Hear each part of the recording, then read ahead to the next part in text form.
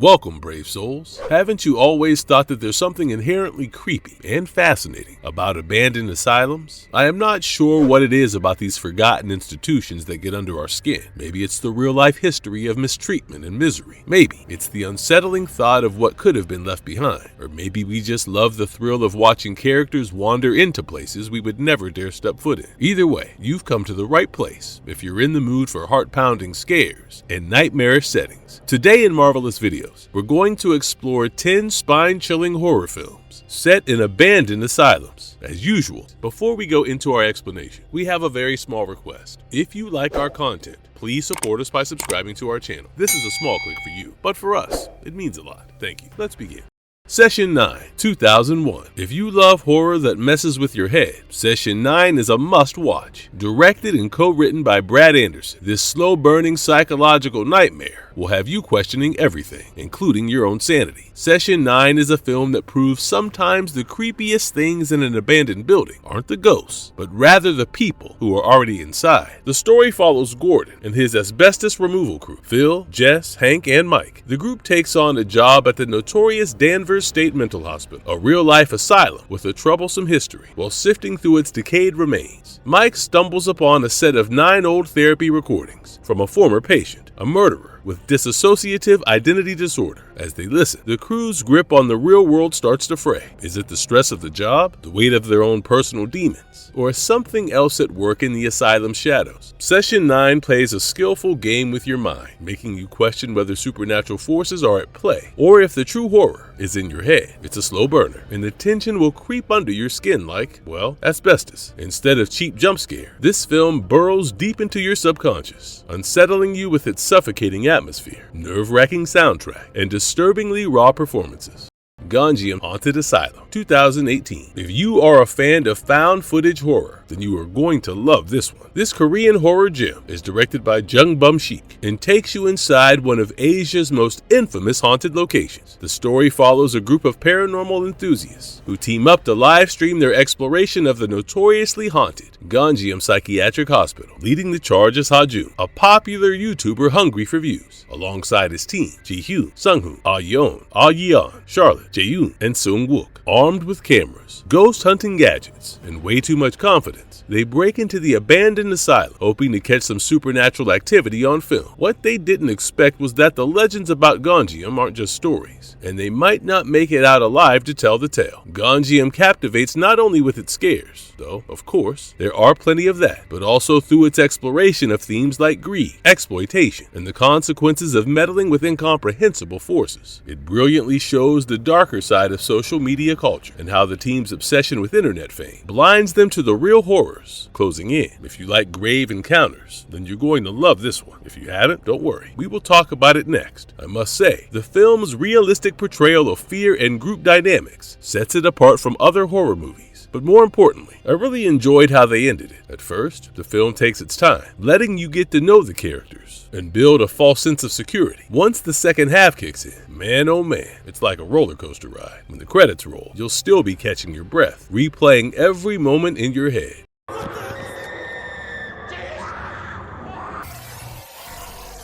Grave Encounters, 2011. Grave Encounters is a found footage horror gem that takes the whole ghost hunting crew biting off more than they can chew concept and dials it up a notch. The film follows Lance Preston and his reality TV crew, cameraman TC, tech expert Matt, phony psychic Houston, and production assistant Sasha, as they explore the Collingwood Psychiatric Hospital, a place with a gruesome past. Once home to inhumane experiments conducted by a deranged doctor, the asylum was shut down after his horrifying secrets came to light. Of course, the crew doesn't believe in any of that. After all, their show is built on staged scares and exaggerated drama. Collingwood, on the other hand, was not faking anything. The asylum's haunting past was more than a collection of spooky stories. It was terrifyingly real. As night falls, strange things start happening. Walls shift, time warps, and the exits disappear, leaving them trapped in a nightmare they can't escape. Things take a turn for the worst when members of their own group turn up dead. Written and directed by the Vicious Brothers, Grave Encounters had a mixed reception at first, but over time, it has built a loyal cult following, and for a good reason too. The film delivers jump scares, psychological horror, and an oppressive claustrophobic atmosphere that sticks with you long after it's over. Oh, and those ghosts? Yeah, they still haunt my nightmares.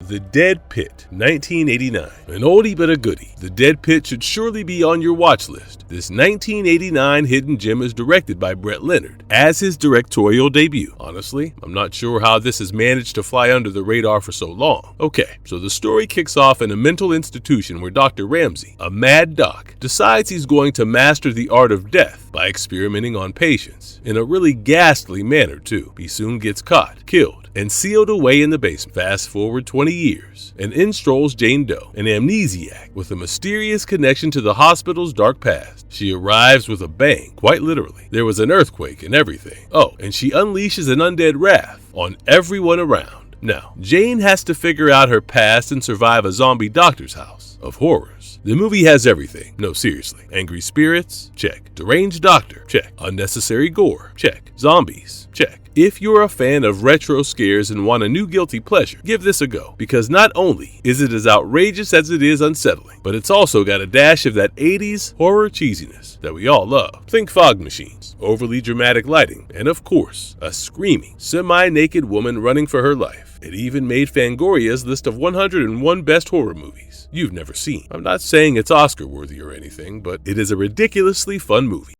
Madhouse, 2004. Madhouse is a blood-soaked tale of madness, murder, and secrets, set within the unsettling confines of an asylum where the line between sanity and insanity is, well, non-existent. Meet Clark Stevens, a fresh-faced medical intern who walks into Cunningham Hall Mental Facility, thinking he's about to change likes. Cute, right? Reality slapped that idea right out of him real fast. It turns out that this place was less about healing and more about creeping people out. The staff is about as warm as a freezer. The patients are tormented. And oh yeah, there's a ghost kid lurking in the hallways. To top it all off, people start getting murdered in classic horror movie fashion. And Clark, bless his optimistic soul, decides he's going to crack the case. He soon finds out that the deeper he digs, the more his grasp on the world around him fades. Is he uncovering the truth, or is he just losing it? The movie doesn't just dish out scares. Rather, it plays with your mind. The film is not shy to dive into themes of trauma and expose the dehumanizing nature of institutions. Now, the reason it made it onto our list was its plot twist. Man, I love a good plot twist. And this movie delivered. Oh, and Joshua Leonard was the protagonist, and he's basically a veteran of horror films at this point, so there's that. Asylum, 1972. If you love your horror served in bite-sized, scary portions, Asylum is right up your alley. The British horror anthology was directed by Roy Baker and penned by Robert Bloch. Yes, the same legendary Robert Bloch who gave us Psycho. So our story begins with Dr. Martin, a young psychiatrist who arrives at a secluded mental institution for a job interview. Sounds simple, right? Well, wrong. The warden, Lionel Rutherford, is all about that strict, old-school approach, while Martin is a bit more, let's say, open-minded. To land the job, Martin is given a rather unique challenge. Figure out which of the asylum's patients is actually its former director, Dr. Starr. As he meets each patient, their stories unfold in a series of increasingly bizarre and disturbing tales. One thing was clear, though, that each of them was involved in a murder trial. Their tales were as wild as they were delusional, from reanimated vindictive body parts to murderous mannequins. Now, I'm pretty confident in my judgment, but this movie managed to confuse me as well. Critics have called Asylum one of Amicus Productions' finest works, and honestly, they're not wrong. It's got twists, dark humor, and a moody gothic atmosphere, and best of all, it got Peter Cushing. So if nothing else, watch it for him.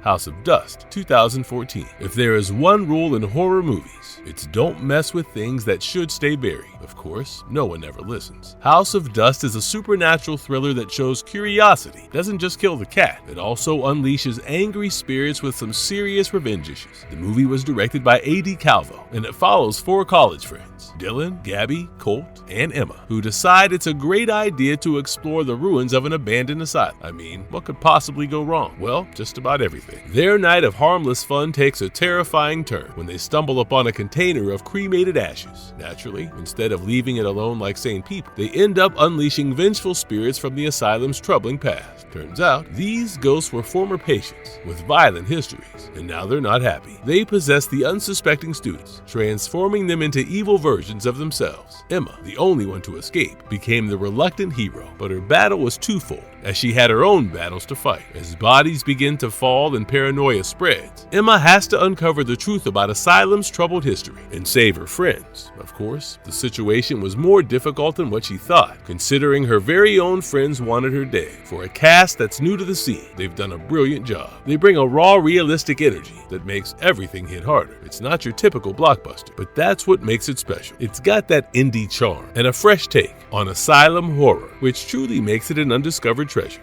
Dark Feed, 2013. Dark Feed is basically an indie flick that takes the classic haunted asylum setup and cranks it up a bit. The story follows a low-budget film crew shooting a horror flick in an actual abandoned psychiatric hospital. The team is overworked, running on fumes, and just trying to wrap things up. As exhaustion sets in, weird things start happening. One by one, the crew begins to unravel, their grasp on reality weakening as something within the asylum takes control. It's not your typical ghost story per se, but rather a slow descent into madness. Written and directed by Michael and Sean Rasmussen in their first ever film, Dark Feed isn't for everyone. Reviews were all over the place, which makes it the perfect film to debate afterward. If you love a slow burner, independent film every now and then, give Dark Feed a shot. It's kind of like The Shining meets the Blair Witch Project, but instead of a haunted cabin or a cursed forest, we're stuck in an abandoned psychiatric hospital, all low budget of course. To be fair, anyone who's ever pulled an all-nighter will appreciate the film's central theme. When you're sleep deprived, everything looks haunted.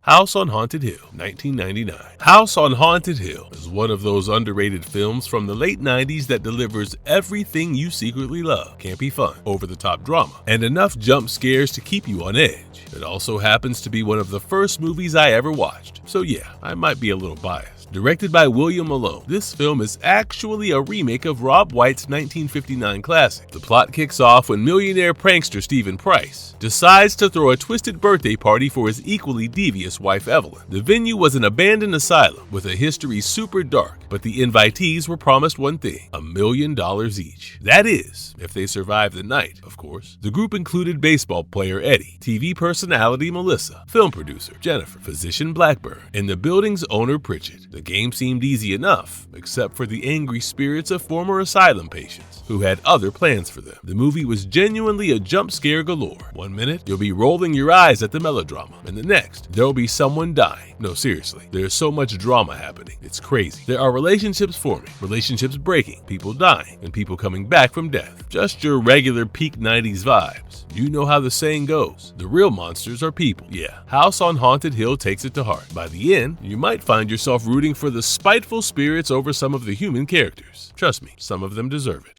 Shutter Island, 2010. Of course, we've saved the best for the last. Now, we try to make this a no-judgment zone, but if you haven't watched this film, well, calling Shutter Island a movie might be considered offensive, so let's call it for what it truly is, an experience.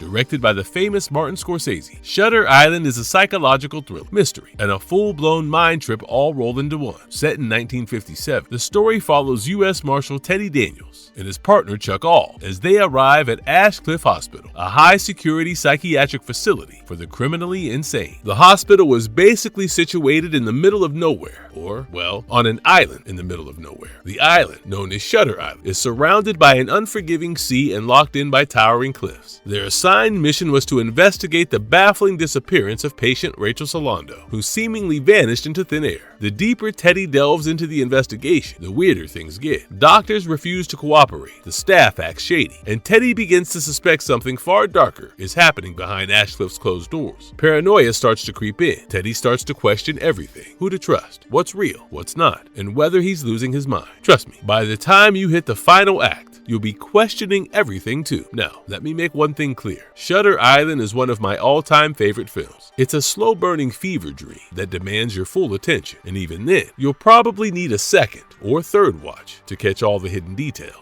Oh, and with Leonardo DiCaprio and Mark Ruffalo at the helm, you feel the frustration, confusion, and desperation in every scene. Critics and fans alike praised this masterpiece, landing it among the top 5 films of 2010. Do you know what the best part of this movie was? It's so nuanced and so intricate, you'll end up watching it over and over again. Alright, I think it's time for a rewatch. Again. Marvelous verdict. Well, there you have it. 10 spine-chilling horror films set in abandoned asylums that will make you think twice before stepping into any creepy, dimly lit hallways. It doesn't matter whether you're into mind benders, ghostly hauntings, or just love a good dose of horror. These films have a little something for everyone. So, which of these films sent shivers down your spine? Have you seen any of them? Or did we just add a few new scares to your watch list? Did I forget to add any other Asylum classics? Oh, and I must know, is there a movie that messed with your mind so much that you still think about it? Let me know down in the comments below. And happy watching!